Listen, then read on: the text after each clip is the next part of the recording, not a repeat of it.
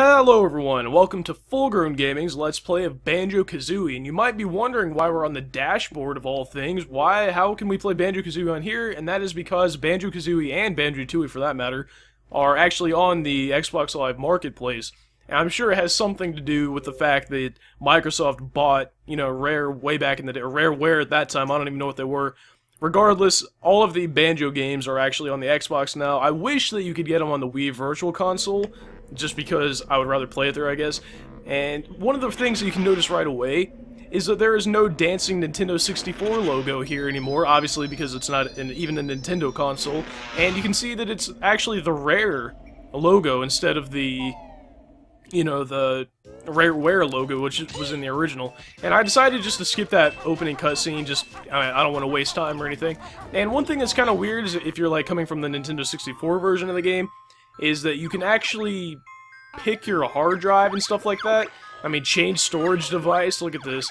I mean, it's just kind of jarring to come from a Nintendo console where there's nothing close to a hard drive, even being thought of at the time, to playing it on a modern console and having to pick your hard drive, having to deal with achievements, being able to talk in party chat while you play your Nintendo 64 games. I don't know, that's just one thing that I've always thought was... I kind of like the fact that they're bringing old games. I mean, this was brought to the Xbox Marketplace, I think, in like 2009, so it's been here a while, but I like the fact that they are, bringing old games back. But the story here... Oh, by the way, this game has, as you can hear right now, obviously, has dialogue, but the characters actually kind of act the dialogue out as Grunty's picking her nose here. I think she flicks it off. But, so I'm not gonna read the dialogue. I mean, it'd be kind of redundant for me to read the dialogue, have the characters read the dialogue, and just, it would mix all together and wouldn't be good. So I guess what I'm gonna do is just kind of like react and comment on the stuff that they're saying, because it's more, I guess it'd be more beneficial to explain the story and stuff. So, let's go ahead and do that. Here we have Grunty looking into her, like, pot or kettle of green junk, and in it she can see a reflection of Tootie, which is Banjo, the main character's sister, actually.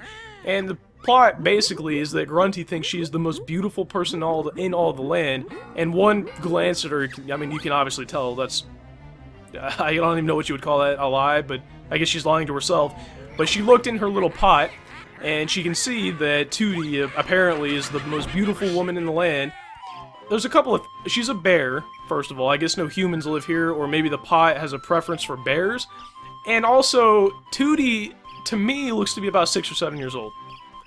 Maybe up to 10 years old. I would not go any higher than that. So that's kind of weird.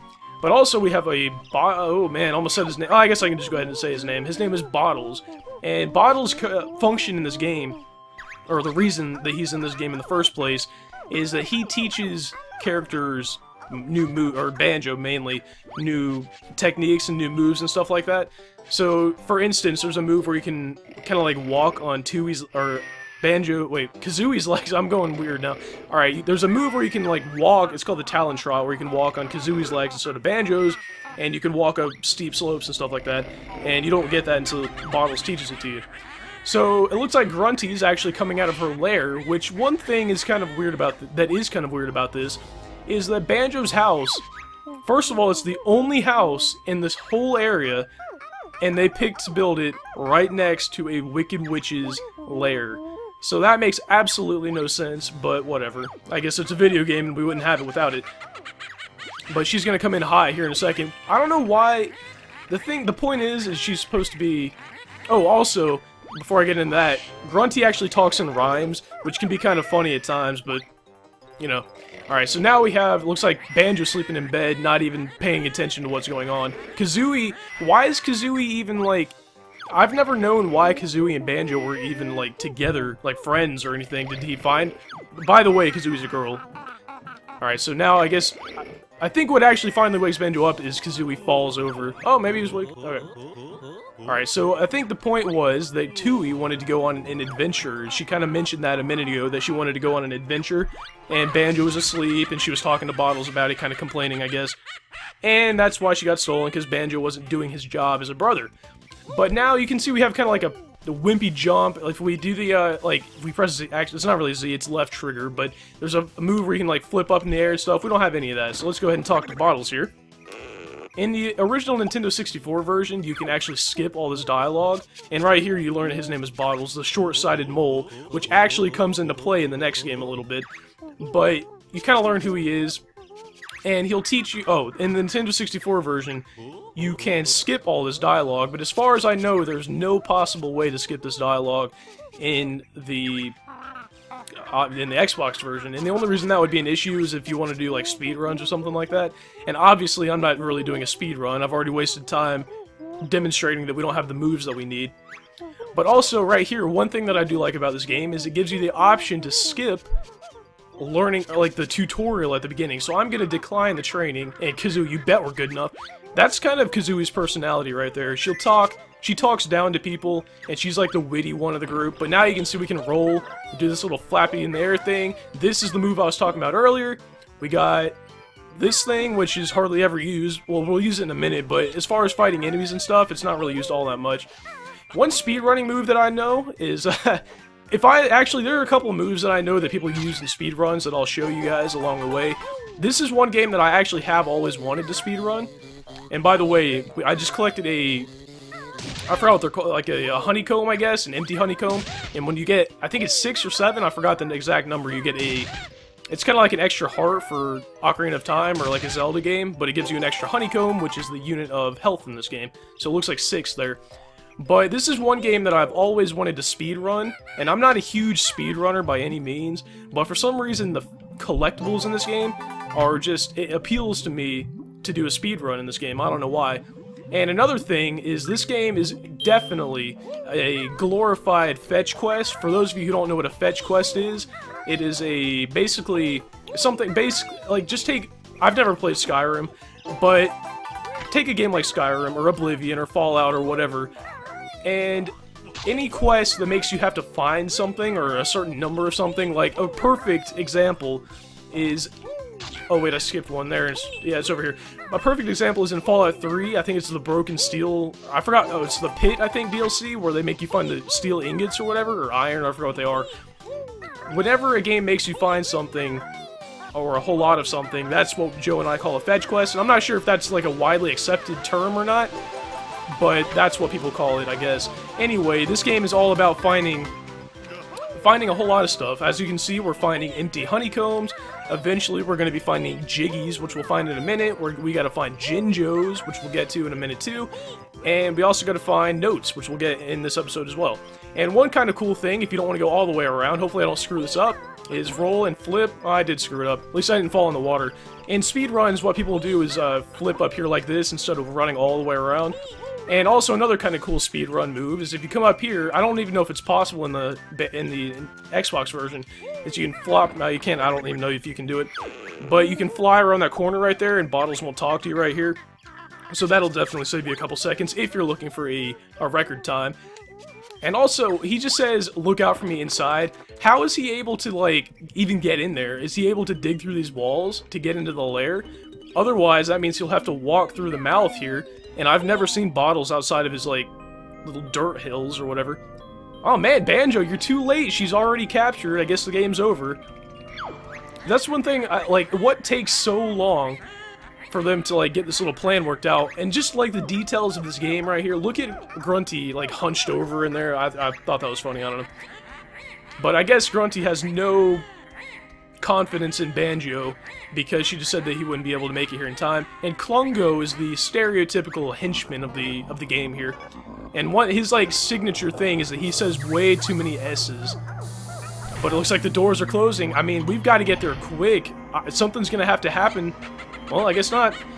I just thought that was kind of weird how at the beginning of the game they show the transfer like thing already almost done, and then you can take however much time you want to get through the game.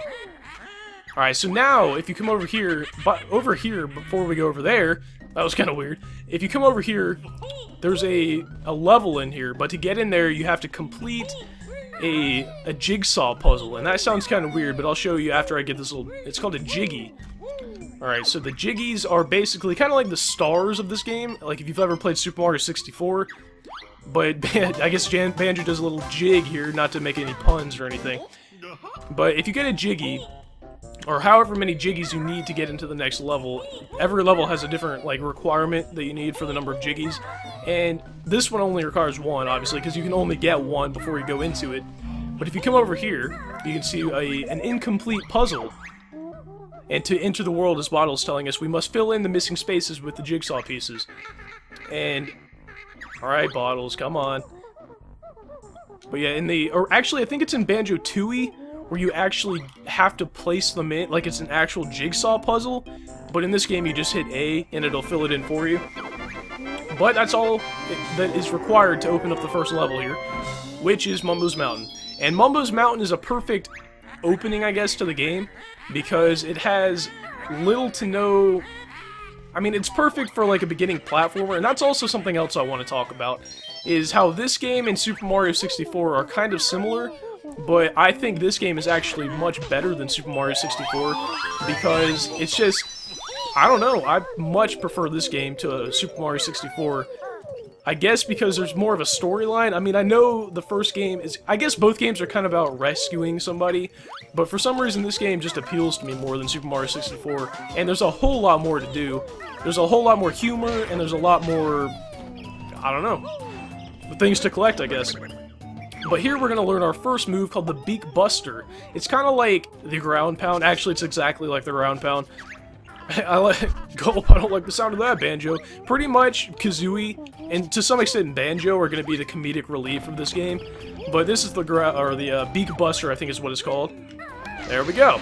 And that's pretty much how you take care of these huts over here. I mean, this isn't... Alright, so I don't even know where I was going with that. But I just picked up a note, actually, was what that was called. And this is an egg. And you might be, what are all these things we're picking up? Eggs are actually the projectiles of this game. You actually shoot eggs with Kazooie. And one thing that's kind of cool about this area right here, and this is by the way, a piece of energy if you ever run low. In the original Nintendo 64 version, you could climb up this place without sliding down, like through some pretty nifty jumping techniques and stuff like that. It was a glitch, obviously, and they patched it for...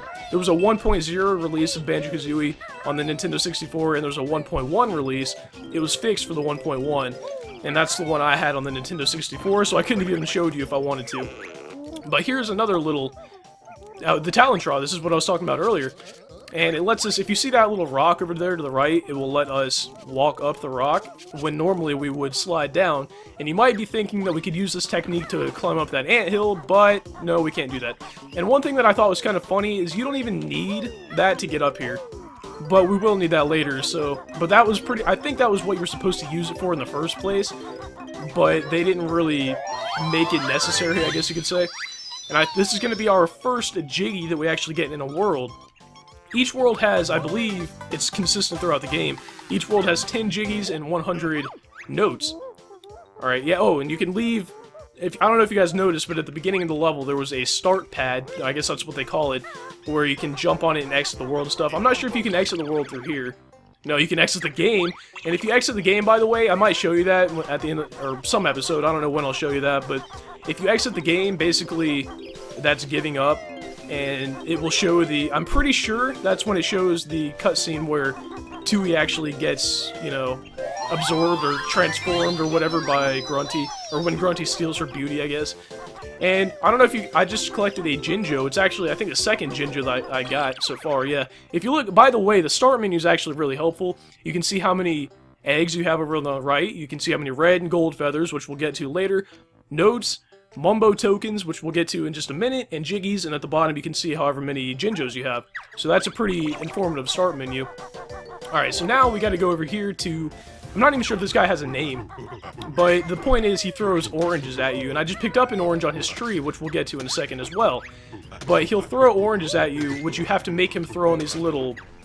I don't even know what you would call them, like little switches, I guess, on the ground or something like that. But once you do that, a Jiggy will pop out.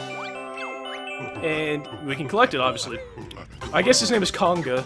But I'm not sure, like, if he just said basically we found his gold, why would he make it accessible by switches on the ground that can only be activated by oranges? That makes no sense. Another kind of cool speedrunning technique is if you kind of roll here, you can jump all the way over here to this platform without... If you go past that little log that I jumped from, he will carry the orange all the way over there, and you won't be able to, you'll like waste time walking slow with that orange, but if you jump over here, you'll automatically be on the platform and collect the Jiggy. I bet at this point you guys can tell that I really want to do a speedrun of this game. I would never do it on the original, I would never do it on the Xbox, even though it's kind of cool that it gives you a leaderboard where it keeps track of time, but you can get way lower times on the Nintendo 64. Anyway, here's Bottles with our third technique of this level, and he's actually shooting, or teaching us how to shoot eggs out of Kazooie's mouth, actually. And he's also telling us that he can shoot, or she actually, excuse me, can shoot eggs out of her rear end, and that sounds kind of weird, actually. I'll show you guys in a second. But we have to use the eggs, actually, to shoot at the Klongo, or I forgot whatever his name was already. Konga? Yeah, Klongo's the guy at the beginning. Man, I'm going crazy. But you can actually, before I shoot at him, let me just show you that you can shoot backwards. Nah, forget that. I don't want to waste any eggs. But you can actually shoot at Konga. I forgot his name already. This is embarrassing. But if you hit him once, he'll throw an orange at you. You gotta hit him again, and I think he'll throw 2 at you. Yep. And it's pretty kind of difficult to get hit by those things in my experience. Like, I mean, I don't religiously play this part of the game or anything, but I don't know if I've ever been hit by those oranges. You pretty much just gotta jump before he throws them at you, which makes sense. Alright, so now let's go over here. Over here we'll find, yep, another Mumbo token, which is the 4th one. In this level I think there are 5. And there's also a Grunty switch, which makes a Jiggy appear up there, which is actually outside the level, and doesn't really count as a Jiggy from Mumbo's Mountain, if that makes sense. It actually counts as a Jiggy from Gruntilda's lair. And Grunty's lair has different Jiggies, I guess, from, like, the Jiggies that you collect from the lair. By the way, let me show you this. I'll explain the Grunty's lair in a second. These things are actually really good for energy if you're low on health, because if you destroy, you get 3 honeycombs. And I guess the point is that was a beehive or something like that. So I guess that makes sense that it would give you more honey, I guess. Or maybe not, I don't know.